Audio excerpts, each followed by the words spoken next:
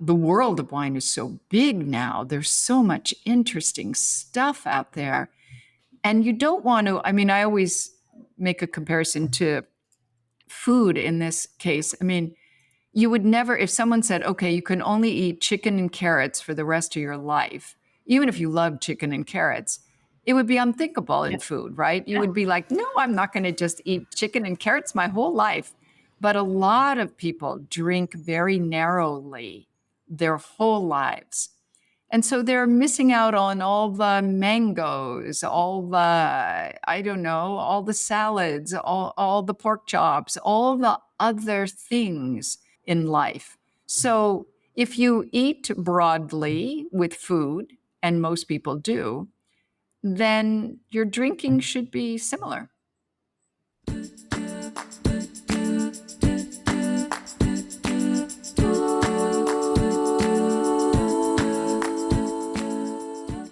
So I wanted to kick off this week's episode with a shout out to two of our loyal and enthusiastic listeners, and that's Lisa T in California and Joey V in Florida. Thank you both so much for your support of the podcast, for sharing, for letting me know your feedback and your excitement. It really means the world to me. So I'm sort of still beside myself with what I'm about to tee up here. Karen MacNeil is a very well-known author, journalist, TV personality, instructor, mentor in the world of wine. And when I started this podcast and made a list of everyone that I would want to have on as a guest one day, she was at the top of the list. I mustered up the courage to reach out to her, and she said yes. Karen and I first met back in 2012. I was a student of hers in the wine program at the Culinary Institute of America, a wine program that she created and developed.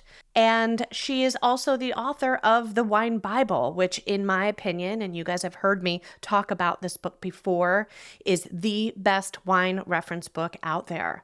It has sold close to 1 million copies worldwide. She also has been a winner of the James Beard Award for Wine and Spirits Professional of the Year.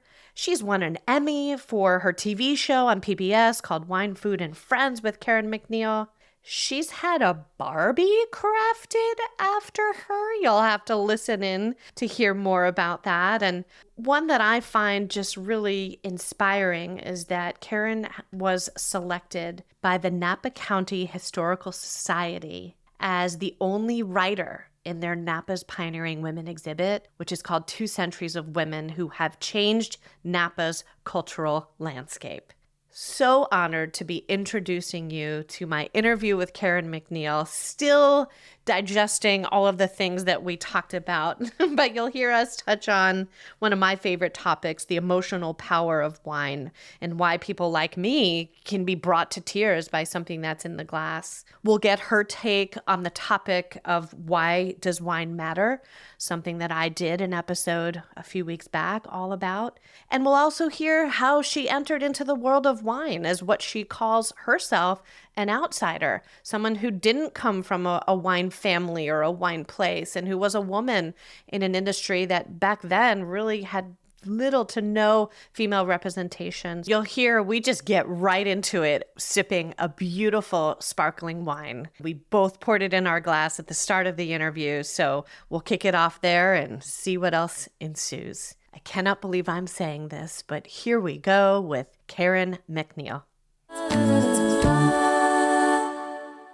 I have a glass of something with bubbles in it every night of my life. I'm almost religious about it. I feel like, I don't spend a lot of money on clothes or on cars or on whatever you could spend money on. But champagne and sparkling wine, that's my one indulgence. And it's not even really an indulgence. There are so many great wines with bubbles in them, including champagne, that come out to being about $8 or $9 a glass. And I think, I can do that every night, even on a more or less journalist salary. So over the years, this is all by way of saying that I taste a lot of sparkling wine and champagne. And of course, I have tons and tons of flutes, as anyone who loves this category of wine as much as I do, would have maybe. But I began to see many years ago that, when you hand someone a glass, let's say in particular of champagne in a flute, people look sexy, they stand up taller. It so feels so sleek and so good. And the bubbles are great, right? Because you've got this long linear glass, but you can't swirl the glass. And if you can't swirl, it means you can't really smell the wine very well. And if you can't smell the wine really well, then you probably aren't tasting it fully.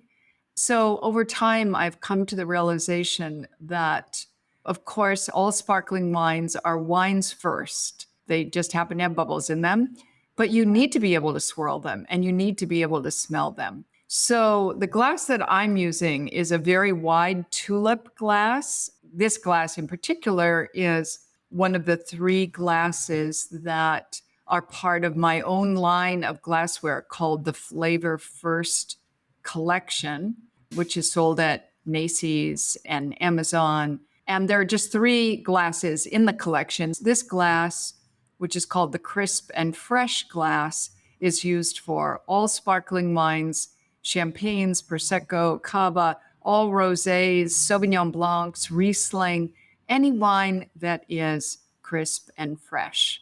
So thank you for asking. Yeah. I mean, like this glass. you of all people, I don't have to ask you the question, does glassware matter? I think we're beyond that with your history in glassware. But as I mentioned in our sort of pre-communication, my listeners to this podcast are not wine nerds like me, necessarily people that study or even in the industry. My audience that I've built over the last 6 months of doing this is people that like wine. And so I get a lot of questions from listeners just about things that we would say are fairly elementary, but important about glassware and aerating and decanting. So that's what I love to teach them and share with them. So that was just a great introduction right there. So thank you. I don't think there are any elementary kinds of questions. I mean, wine is idiosyncratic. It's kind of complex. It doesn't always logically follow. And so you really have to ask whole bunches of questions before you really get to the heart of the matter. I mean, I probably written about wine for a number of years before I asked myself the question, why is red wine red, right? On the face of it, that seems like a simple question, but it's not a simple question. There's a big answer to that question. And so, I don't know, as someone who is self-taught, I really feel like every question about wine is a really good question because it probably has a pretty interesting, deep answer behind it. Well, the way that you just responded to that is why you and I are here together today. What I do want my listeners to know is that the 12 years that I have been in the wine industry and the experiences that I've had, as I've told you, are very much thanks to you and the work that you do. So if you remember just a tiny bit about my background, I'm from New Jersey, but I was there through college. And then I was in Orlando in the hospitality world for Disney for many years. And in 2012, I was looking to make a change. And I remember sitting at the computer and Googling wine program, wine class, wine education. And that's where your wine immersion at the Culinary Institute came onto my computer. And that was a life-changing Google right there. And I'm going to try not to gush, but it really was a pivotal moment because I came out here to California for 2 months. And much of that program was with you in the classroom. And then some other weeks, we had some other wonderful instructors. But I just remember I was a wine lover and a wine drinker, which is where the passion was starting. But sitting in a classroom with you and hearing the way that you described things, right? And you've already said some of them in our short time together here about how wine is idiosyncratic. And I have notebooks of Karen quotes of wine. And now as a wine educator myself, I find these things coming out of my mouth. And when I sit and think about it, I think, wow, Karen really has shaped the way that I think about wine, the way that I teach other people about wine. As you probably know, I'm now making my own wine, which was part of the goal. So first and foremost, just a huge, gushy, grateful thank you for doing what you Mm. do, because I would not be sitting here in Santa Rosa and Sonoma County today if it was not for your work. So thank you. Oh, thank you. Okay, I'm going to try not to cry I know. now. I'm a Thank you. big ol' emotional feeler. So actually, I'm going to use that as a segue. So when I was pulling out my notes from a more recent training that you did for us at Pride Mountain Vineyards in 2022, one of the things that I've always loved about you, how you help us frame up wine, is thinking about the emotion of it. And I have this page in my notebook. I love to take notes. I'm a copious note taker. And hopefully this is pretty verbatim what was coming out of your mouth, but I think this could be a great sort of starter to our conversation here. So ask yourself about wine. Why should anyone drink it? How does it feel? If you could draw a picture of it, what would it look like? Does the wine evoke emotion? How do you remember it? We want the wine to be attached to a memory. So let's start there. You're so effective at helping us to think about wine in these ways, in the emotional ways, the metaphors, music, architecture, whatever it may be. You said the word self taught a moment ago. Where did this come from? How did you develop this approach to wine? Because it's so effective for so many. It came from being an outsider. When I started in New York, a long time ago in the late 70s and early 80s, there were very few women in the wine business. There were no wine schools in the entire United States. Kevin Zraly had just started Windows on the World. And so there was no way in. Most wine was written about by British authors, many of whom had gone to Oxford or Cambridge. They were very privileged. They had often grown up with parents who had cellars, and Oxford and Cambridge themselves had cellars. And, I was a kid from nowhere without access. Nobody in my family ever drank wine. And so when you teach yourself, you know, the possibility exists that you teach yourself incorrectly, right? You might teach Definitely. yourself the wrong I've way. done that. Yeah, I think I've done that too.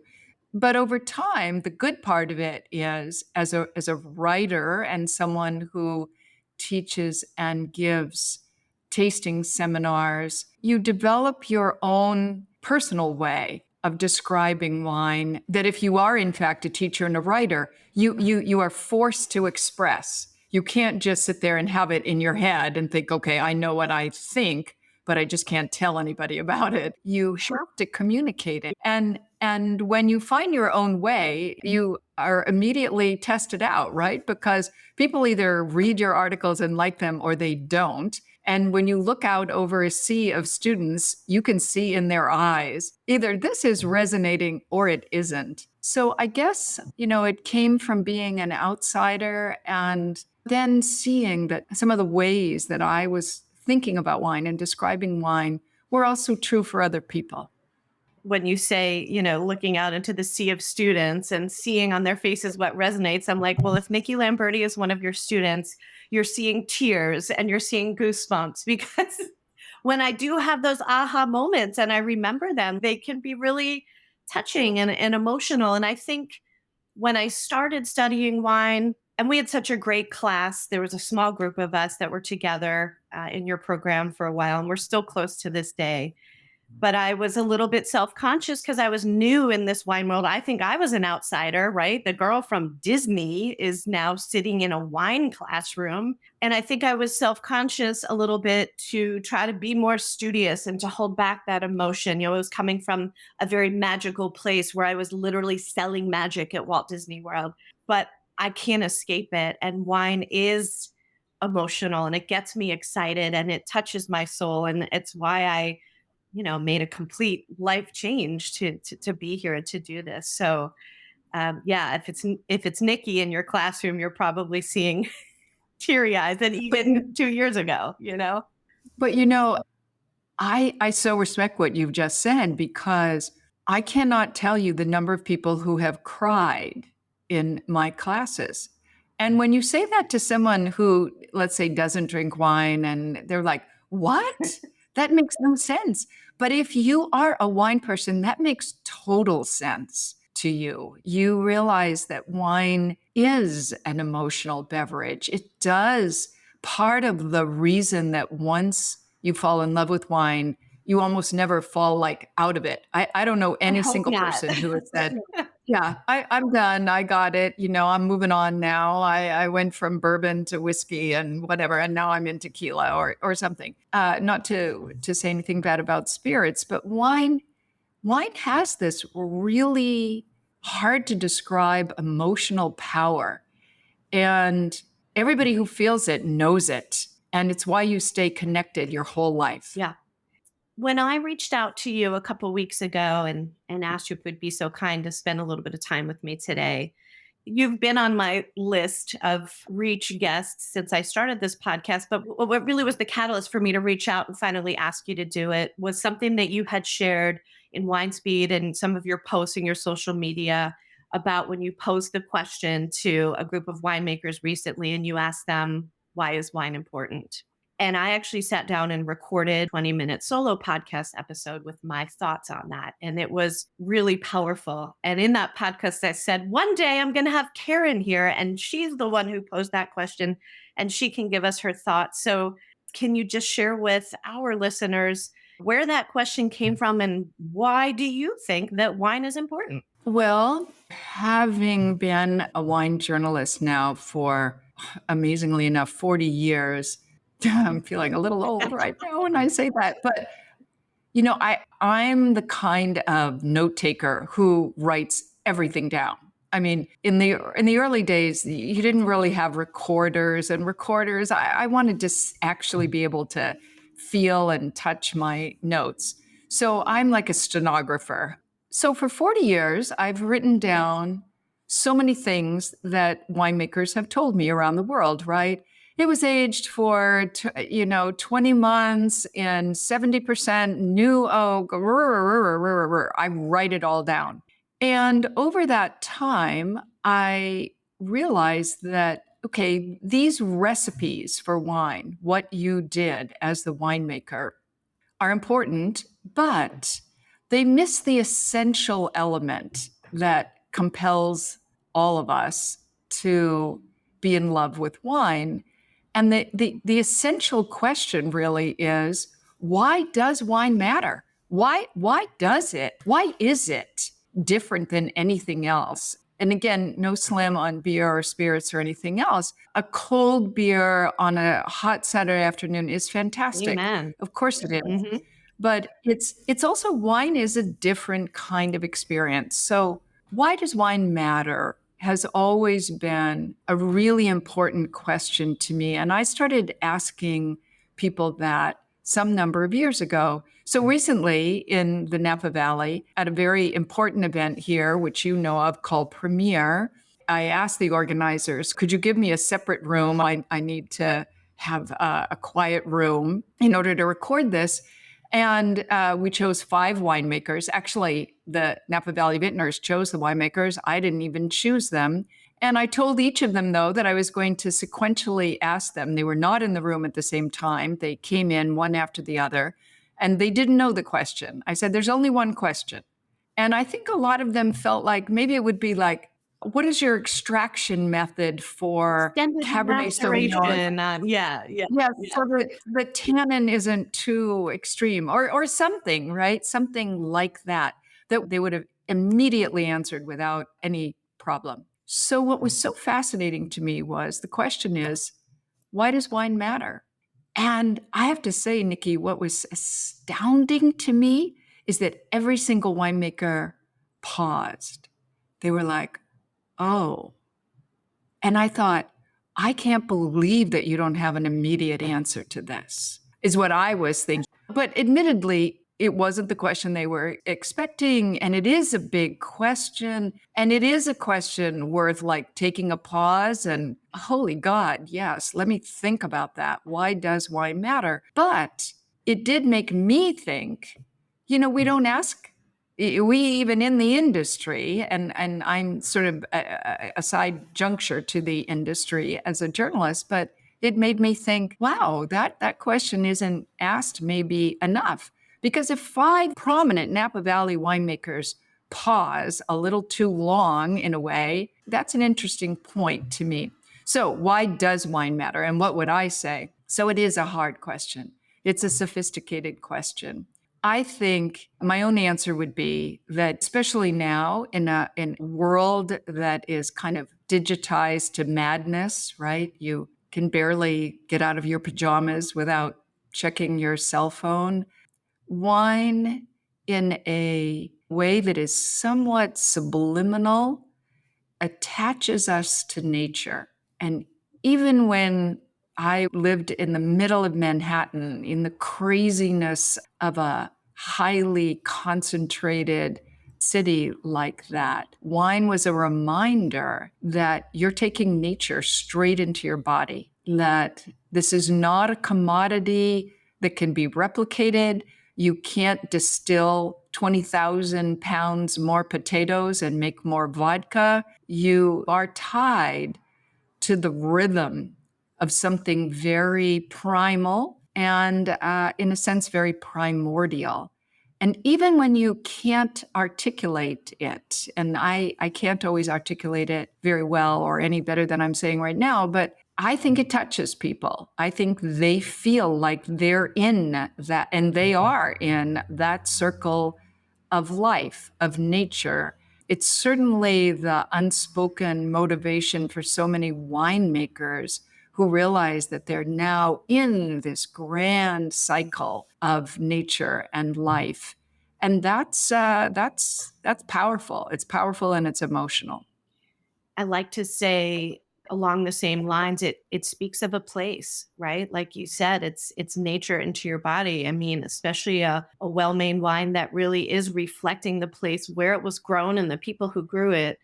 It is a reflection of a place, and it's a way to experience different places in the center of Manhattan or New Jersey or Orlando, wherever you are, right? So we're tasting Sicily today. And when we were selecting a wine for today, I was hoping you were going to say, oh, I have just the wine. I've tasted something recently, or I've revisited something recently. And you said, no, you pick. And I was like, oh, goodness, the pressure of picking the wine. So I went around and around. I had so many different things. But as I told you, I've just got Sicily on the brain because I'm going to be visiting for the first time next month. And I also know your love of sparkling wine. So it was kind of the mashup of the two with this. So why don't we just talk about this wine for a minute? We call this our sip spotlight. Sip spotlight. Mirko is the producer. Are you familiar with this, or do you know much about them?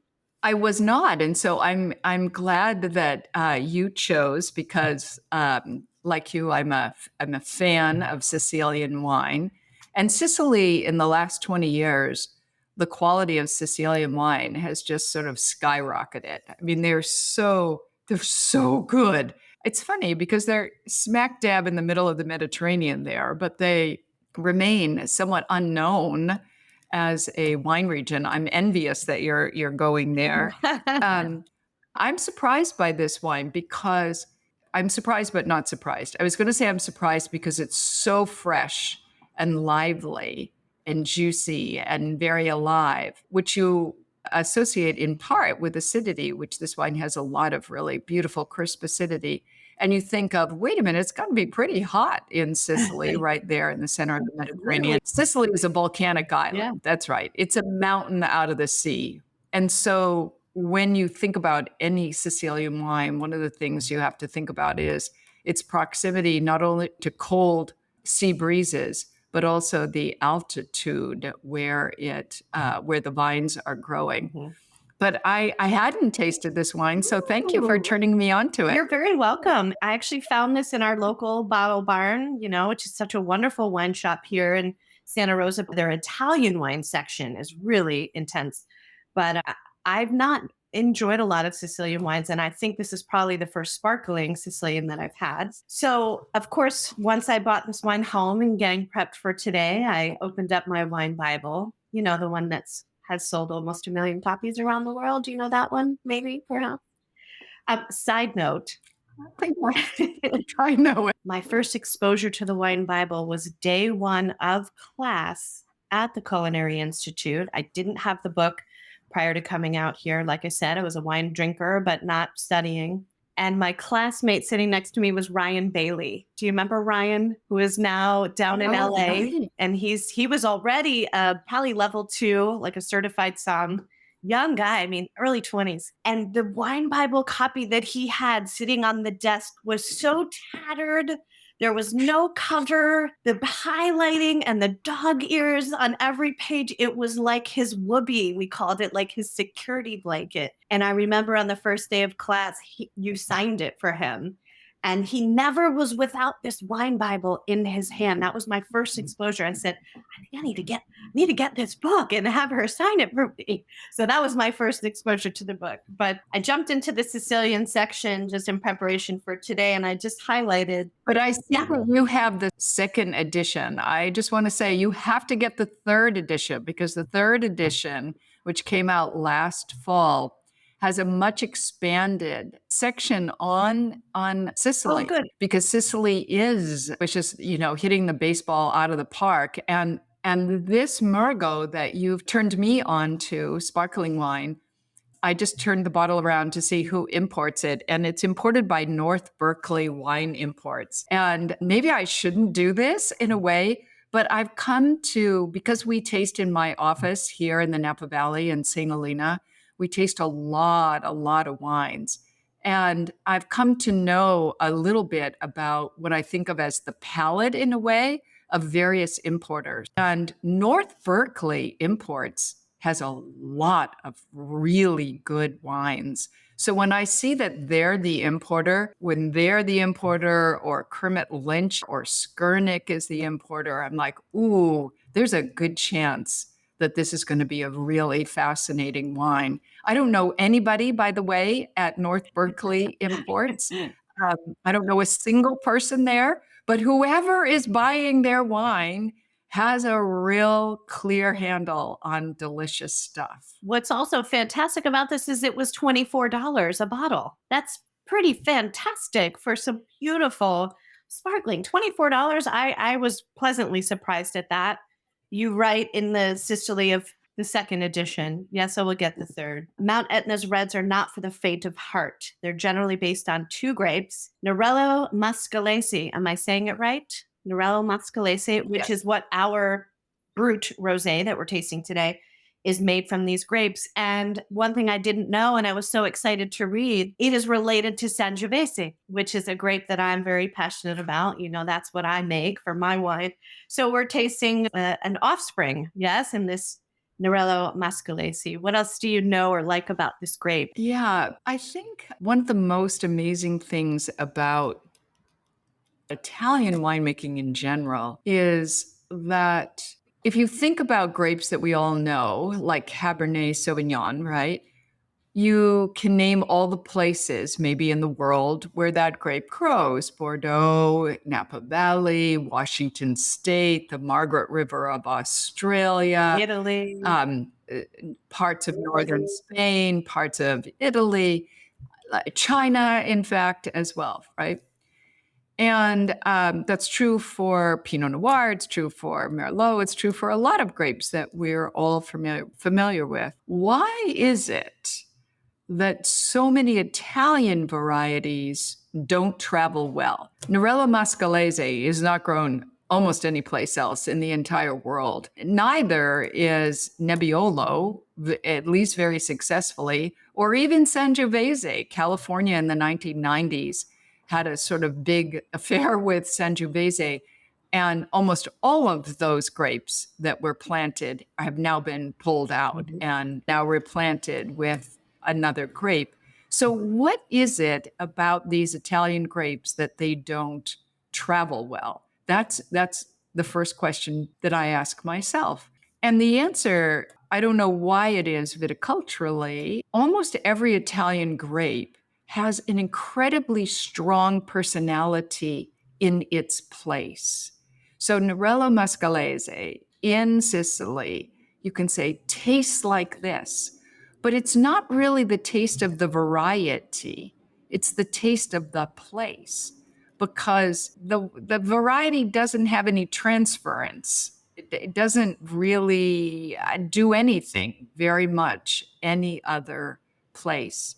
And this is a variety. A lot of Italian varieties are both high in acid and bitter. Bitter sounds like it's going to be bad, but the Italians are remarkable at good bitters. If you think about radicchio, arugula, espresso, bitter chocolate, balsamico, even olive oil, right, has thousands of good bitters in Italian cooking and in Italian wine.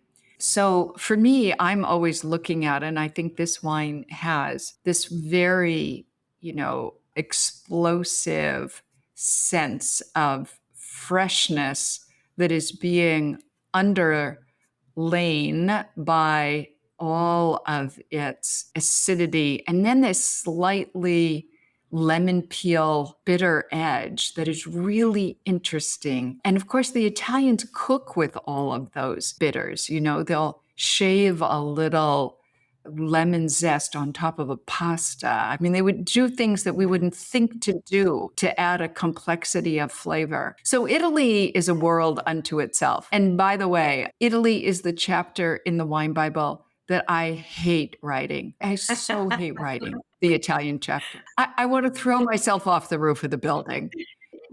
Just because, I mean, the first Wine Bible. Reading it, so thank you. We love reading it. Oh my God, the first Wine Bible, I left Italy to the end because I was so terrified to try to write about it. This was a big mistake. I was exhausted. The whole book had taken me 10 years to write. And now I had left one of the giant chapters to the end. So the second edition of the Wine Bible, I thought, all right, I'm getting Italy out of the way early on. And then I thought about 3 chapters in, I thought, okay, let me tackle Italy. I still wanted to throw myself off of the roof of the building because, Italy, the irony about Italy, if you're a researcher, you're looking for facts. How do things work? What are the facts? And I have a group of researchers who work with me. I always say to them, don't tell me what Wikipedia says. Wikipedia is quoting us, right? Wikipedia is not a source. We do all of our own primary research, which means you have to go to the exact source. So with Italy, here's the irony. The exact source is called the Disciplinare. That's the governmental body of information that catalogs every law in Italian wine. The Disciplinare. It is so not disciplined. In Italian wine, it's crazy. It is not disciplined. People like how they drive in Naples, not disciplined. Yeah, it is exactly that. So everything that you think you can deduce is you just go over the hill and somebody else will say, no, it doesn't work that way at all. I remember the week that we spent in wine immersion in Italy was exciting but overwhelming just because the number of Italian grapes, before you even get into anything else, just the number of grapes alone. But it was also some of the most emotional and exciting wines for me in that week that we spent studying Italy, which is what led me to find the few acres of Sangiovese that are planted by Mr. Joe Ramazzotti in Dry Creek and convince him to sell me a ton because there's Good not a lot of it. So yeah. Because there's not a lot left. No. That's great. I keep asking him every year for more than a ton, but we've not got more than 1.1. But I'll take it, and it's fantastic. And they're 35-year-old vines, and it's wonderful, but it's rare. That is really good because age of Sangiovese really matters. So good for you. Yeah, thank you. I can't wait to taste it. Yes, we're very honored to work with Ramazzotti as our grower. So while we're sipping on this wine, would you be open for some listener questions? Listener questions. Sure. The first one is from Jennifer, who's actually in Santa Rosa, and she wants to know, who would you want to play you in a movie about your life? I don't know. Have you ever been asked this question before? I have not, but I am writing a memoir, which is an interesting point. And I've been told that, I don't know, maybe this could be a Netflix series. Maybe everybody is told this. So I don't know. All right. I just have to say I don't know. Thank you, Jen. We'll come back to it. And Jen, I'm going to let you decide who should play me. I think what comes to mind for me is obviously someone very classy, articulate, and kind. I think of like Annette Bening. She's just like, she's stunning and she's lovely and she's smart and she's warm. And I don't know. That was the first thing when I read that question. That was the first thing that came to mind for me. Is that your Barbie on your shelf looking at me over your shoulder? Yes. This is Wine Barbie. Here she is. But yes, so I have a Wine Barbie that is modeled after me. And actually, I was wearing exactly these clothes. Wine Barbie is holding a glass of red wine. And so, how this came about was a few years ago, I did a tasting seminar for the board of Mattel. And they came to the Napa Valley. I gave this, I hope, wonderful tasting for them. And then they all thought it was great. I left. That was that. And about 3 or 4 months later, I'd completely forgotten about this, of course. I mean, it was good. It was successful. And on we go. 3 or 4 months later comes this box from Mattel. And I'm thinking, Mattel, what could this be? And it was around Christmas time, I remember. So I'm thinking, did I order something from Mattel for like a toy for Christmas? I open it up, and here's the note from the CEO of Mattel saying, "Thank you so much for a fabulous tasting. And here's Wine Barbie." And they had taken a picture of me, and they actually created It looks like Barbie you. doll. It's crazy. What is that like to look at yourself as a Barbie? I've never been able to ask someone that. It looks exactly like me.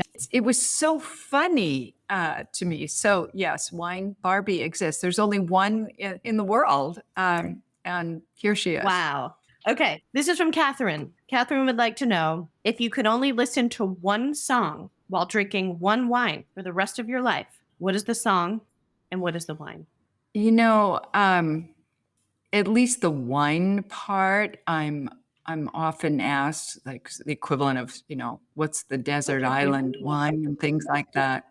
But wine isn't that way.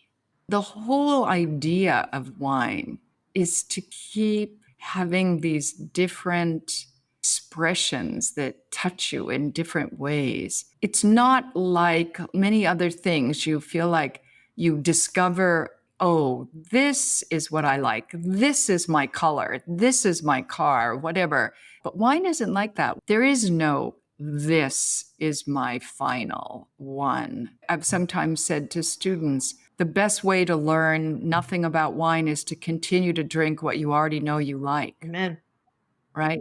Because you already know. And wine is supposed to be taking you other places. You might have a kind of safety wine that you know you're going to always love Sonoma Pinot Noir. And I love Sonoma Pinot Noir. And so that would be a good idea.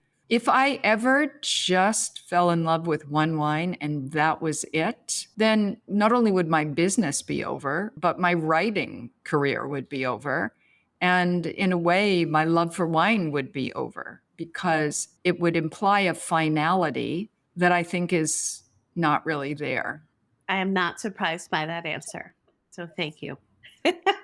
That's along the lines of what I would have expected. So this is kind of a derivative of that question, but more importantly, it's not asking about one wine. It's asking about when you were a young writer and then you moved to New York and you were Today Show and USA Today and all these publications and shows and TV. I think you have an Emmy. I don't see an Emmy on the shelf behind you, but you have one, right?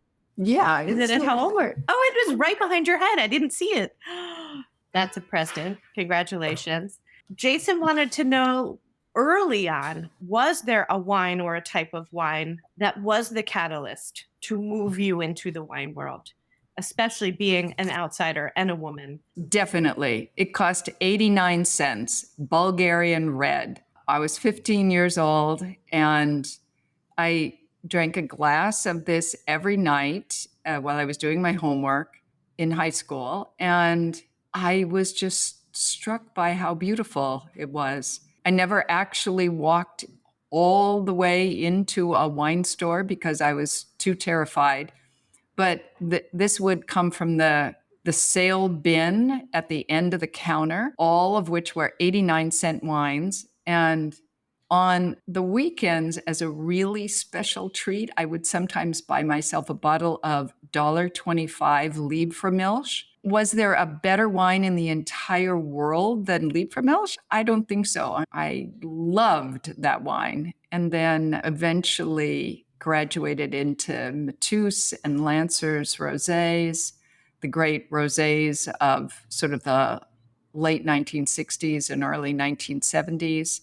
I began very humbly with very humble wines. Same here for me. I mean, that's where we start, right? So that leads to my question now, kind of directed to the listeners. As I mentioned, I have a lot of listeners who just enjoy wine and they're learning and they're exploring. So what is your advice to people who are maybe very new to drinking wine, or all that they know about it is that they like it and not much deeper than that? What is your advice for them? It's important to have comfort. So if you like a wine and you like it, and who wants to come home after a long day of work and then find that you're drinking something that you actually don't like? That's not good, right? To some extent, we want comfort wines just like we want comfort foods. Yeah. On the other hand, it's hard to expand your knowledge if all you drink is the one wine you love. Right. So even as a young person in my late teens and early 20s, I would allot myself a kind of experimental budget. Mind you, this was like $6 a week. It wasn't big. I was definitely drinking from the bottom shelf in the grocery store. But I would buy something that I knew, like my Bulgarian red or Liebfraumilch. And then every now and then I would take my $6 and buy, like every week or two, buy something else just to expand my horizons. And God knows, maybe I liked it even more. Maybe I couldn't make sense of it. Maybe it was terrible. But you have to, in some way, keep your horizons broad on wine because the world of wine is so big now. There's so much interesting stuff out there. And you don't want to, I always make a comparison to food in this case. You would never, if someone said, okay, you can only eat chicken and carrots for the rest of your life, even if you love chicken and carrots, it would be unthinkable in food, right? You would be like, no, I'm not going to just eat chicken and carrots my whole life. But a lot of people drink very narrowly their whole lives. And so they're missing out on all the mangoes, all the, all the salads, all the pork chops, all the other things in life. So if you eat broadly with food, and most people do, then your drinking should be similar. Yeah. I just had a memory when you were talking about one of our homework assignments that you gave us during the wine immersion course. And you said at the end of the day, go out tonight and order a glass of something that you've never had before. And I remember it well. I went to Travagna, which was still open as the restaurant, which is now the Charter Oak. And I sat at the bar and I had a glass of Falanghina. And I had never had that Italian, beautiful white grape before. And it was on my radar forevermore because of that homework assignment. And that was new to me in the first week of this class, right, where I was now being immersed in the world of wine. So thank you for that homework assignment. It's actually one of my favorites now. Thank you for telling me that. Yeah. It's, as homework assignments go, it's pretty good. Pretty awesome. Right? It's pretty awesome. Okay, final question. I was listening to another podcast that you recently did, and the host was asking you about your favorite food and wine pairings. And I know that you have a favorite pairing with champagne or sparkling wine, and it's maybe unexpected. Do you remember what you said or what that is? Is it tried and true for you? Yeah, I probably said potato chips. You sure did. Yeah, crunch and bubbles. Whew. What better textural combo could there be? There's a professor at Oxford who initiated a whole field of study called gastrophysics. In several of his experiments, actually, he showed that not only are textural matches like that fascinating, but that sound is a very big predictor of flavor. So he took Pringles potato chips, and it turns out in the experiment that the more sound a Pringles potato chip made, the higher it was rated as a great potato chip. And he was able to show this in other foods and other beverages. So with sparkling wine or champagne, the sound of those bubbles, not just the cork, but that beautiful whispery sound of pouring bubbles into a glass and then the crunch of the potato chips. So sparkling wine or champagne and potato chips are firing on all cylinders, not just flavor, but also texture and sound. I love that. But I think about, you were talking about chicken and carrots before, and I'm like, carrots are loud, carrots are crunchy. They don't give me as much joy as a potato chip because they don't have the salt, Yes. right? They don't have the salt. Yes, the salt. The salt is important. The salt is important. On Murgo's, the producer's website, they have suggestions of food and wine pairings with this particular Brut Rosé. And I was laughing at the Italians because it's so specific. Pigeon breast in red wine sauce. Yeah, exactly. Wild mushroom and eggplant phyllo parcels. And my favorite, spaghetti with sea urchin. So Italian. Oh my goodness. Yeah. So again, a famous chef came over, and then they had a great dinner that everybody had a great time at, and then they wrote those down. Yeah. They sound fantastic, but I'm going to go with potato chips. I agree with you. That would be fantastic. So before we say goodbye, I'm going to read your descriptor here for Wine Speed. So it's a new style of wine media for the modern era. Tell me a little bit about this project and why you think our listeners should be a part of this community. Yes. So we began Wine Speed a few years ago, and it's a digital newsletter that comes to your inbox every Friday. It's really fascinating, fast. You can read it really quickly. There's a wine quiz. There are often food quizzes. There are fascinating facts. I love the quizzes. Yeah, I bet you do. Yeah. I bet you, Nikki, are like, I got to get this right. Yes, a little bit. Okay, maybe a little bit. Yeah. Yeah. We, hundreds of subscribers all over the United States, and people will write me saying, oh, I'm on like a 30-week, roll. I've gotten every quiz right. It's pretty fascinating. That's not me. No, I'm not on that roll.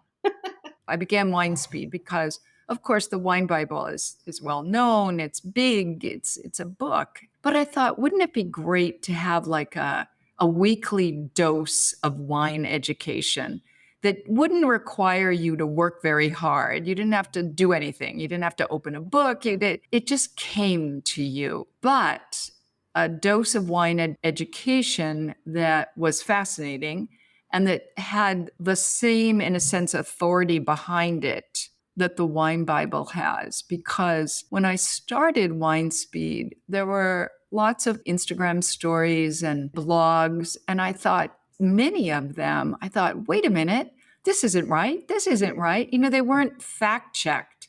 And I like to think of myself as a good writer, but I'm also a good researcher. I'm on top of my stuff and my facts. And I don't want to say anything that is like, not really true. So Wine Speed is fun, fast, fascinating, and underlying that is a researcher who wrote the Wine Bible. And it truly is fun. People get addicted to it. It is now by subscription. Yeah. And you could just go to winespeed.com and sign up.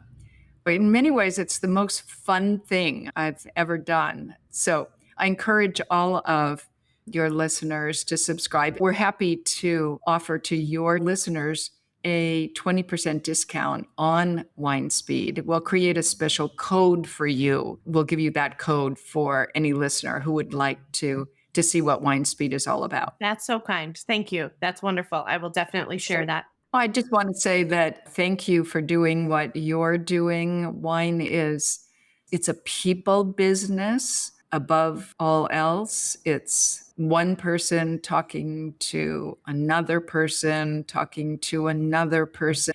And having a podcast like yours where you're very individually touching other people is how the wine world works. So congratulations on your podcast and for deciding to do this, because I know you're the kind of woman who just decides, I am going to do this. So brava to you. Thank you. I decided, and then it took about 5 years to actually make it a reality. But as of today, we've just surpassed 3,000 downloads and listens, which, if you're a celebrity with a podcast, that's nothing. But if you're starting from the ground up, I'm really proud of that. And so much of the confidence that I have to sit in front of this computer, pull up a mic, and teach people about wine is because of the foundation that you gave me. So thank you for that. Thank you. Oh, that's very sweet. Thank you, my friend. I'm still floored over the whole thing, but that I was able to share with Karen MacNeil a wine that she hadn't experienced before. So I also have to give a shout out to Liz, who works at Bottle Barn, for helping me to find that wine and reassuring me that that would be a good one for Karen to taste. Thank you, Liz. That was everything I could hope for and more. Now, I had 3 more pages of questions, but I wanted to be respectful of Karen's time. So maybe one day there will be a sequel.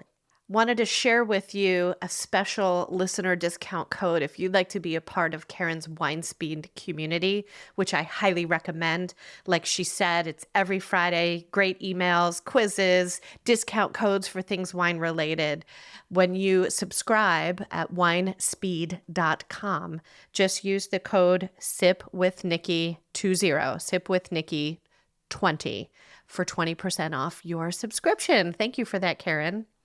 I'll also put in the show notes links to the Wine Bible and also links to her beautiful wine glass collection at Macy's and Amazon. They are fantastic. What else can I say? I hope you enjoyed. And as always, I hope you sip well. Thanks for listening.